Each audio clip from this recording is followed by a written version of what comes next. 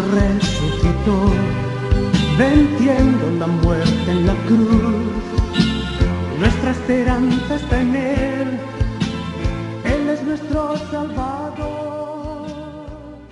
Hola hermanos, el día de hoy, 24 de abril del 2020, es viernes de la segunda semana del tiempo de la Pascua.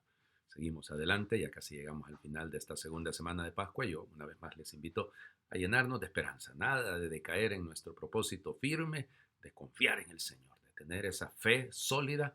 Habrá mucho dolor, seguramente, habrá muchas situaciones difíciles, pero nosotros no podemos dejar de confiar en el Señor. Bueno, hoy voy a hablarle brevemente de San Fidel de Sigmaringen, Sigmaringas, como se llama. Él nació en 1577 ahí, en esa población, y va a morir en 1622, un 24 de abril, en Suiza, fíjense. Fue misionero, fraile menor capuchino, y por eso lo considera Propaganda Fide, que nació precisamente en ese año, como su primer mártir, porque va a morir a manos de los calvinistas. Él predicaba el evangelio y fíjense, era una persona pacífica, todo lo contrario. Él lo que andaba buscando era unir la iglesia. Y eso era lo que hacía. Tenía una devoción inmensa al Santísimo Sacramento. Y bueno, precisamente por esa devoción es que va a morir apuñalado. Fue una cosa terrible. En nuestro tiempo están muriendo muchas personas. Evidentemente ustedes dirán, padre, sí, están muriendo por este coronavirus, por este COVID-19. Sí, pero tengan presente que hay muchos también mártires.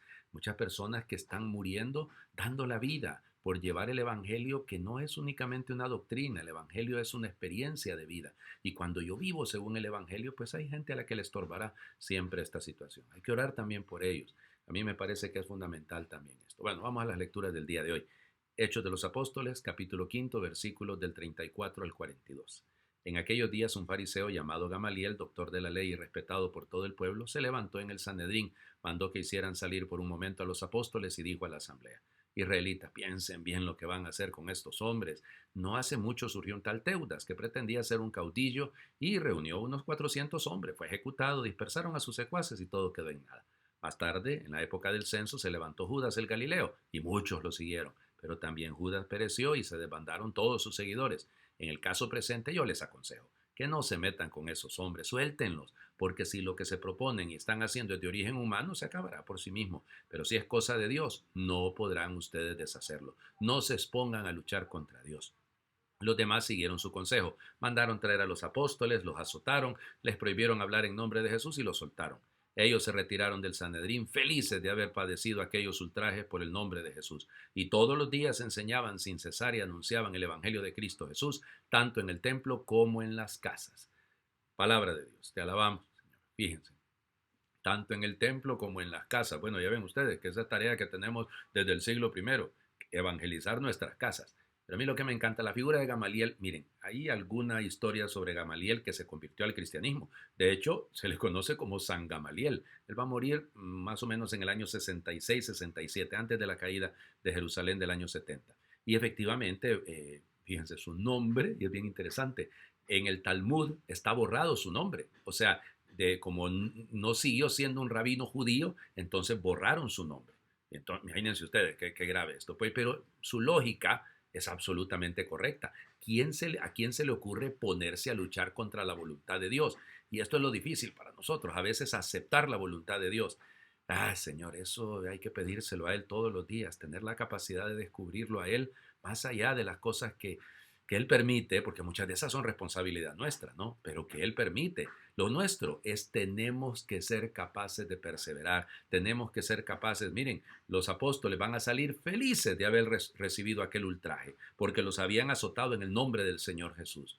Bueno, a nosotros nos tocará sufrir a lo largo de nuestra vida, de nuestros días, muchas situaciones también difíciles, pero no podemos dejar, como les digo, de esperar en el Señor. Terminamos ya de leer el capítulo 3 del Evangelio de San Juan. Ahora nos trasladamos al capítulo 6, fíjense ustedes, y comenzamos. Capítulo 6, versículos del 1 al 15. En aquel tiempo Jesús se fue a la otra orilla del mar de Galilea o lago de Tiberíades. Lo seguía mucha gente, porque había visto las señales milagrosas que hacía curando a los enfermos. Jesús subió al monte y se sentó allí con sus discípulos. Estaba cerca la Pascua, festividad de los judíos. Viendo Jesús que mucha gente lo seguía, le dijo a Felipe: ¿cómo compraremos pan para que coman estos? Le hizo esta pregunta para ponerlo a prueba, pues él bien sabía lo que iba a hacer. Felipe le respondió: ni 200 denarios de pan bastarían para que a cada uno le tocara un pedazo de pan. Otro de sus discípulos, Andrés, el hermano de Simón Pedro, le dijo, aquí hay un muchacho que trae 5 panes de cebada y 2 pescados. Pero, ¿qué es eso para tanta gente? Jesús le respondió, díganle a la gente que se siente. En aquel lugar había mucha hierba. Todos pues se sentaron ahí, tan solo los hombres eran unos 5,000. Repartieron, enseguida tomó Jesús los panes y después de dar gracias a Dios, se los fue repartiendo a los que se habían sentado a comer. Igualmente les fue dando de los pescados todo lo que quisieron.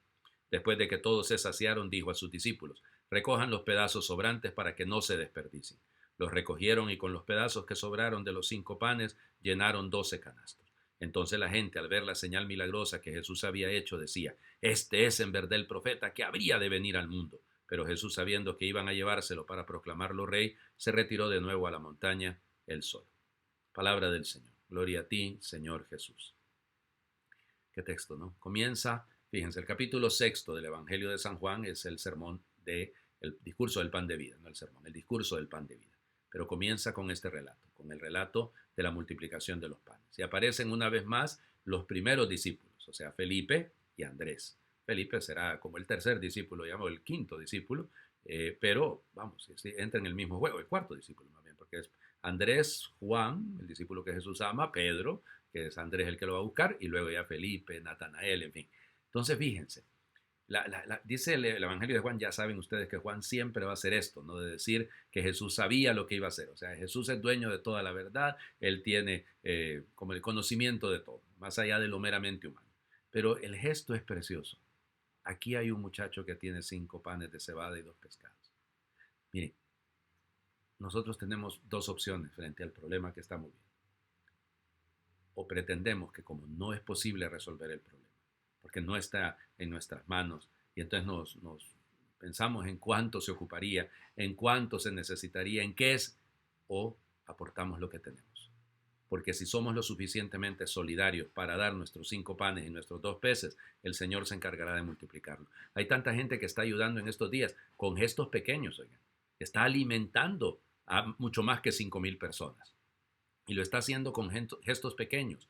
Nosotros tenemos que aprender de esto, ¿eh? Tenemos que ser un poco seguidores de San Andrés. Vemos un problema, ahí está el problema.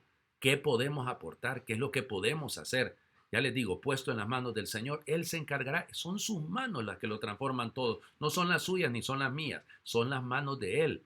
Por eso, dejémonos conducir por Él. Dejémonos llevar de sus manos. Y esta es la oración que precisamente les invito a hacer. Tus manos, Señor, aquellas manos se abrieron de par en par para repartir pan y darte a los hombres como pan partido y comida ofrecida. Era impresionante. No nos lo podíamos creer. Aquello era inaudito. Tus manos multiplicaban el pan de la vida. Te daba lástima, Señor, aquella multitud, como te apenan ahora tantos hombres que viven sin fe y esperanza.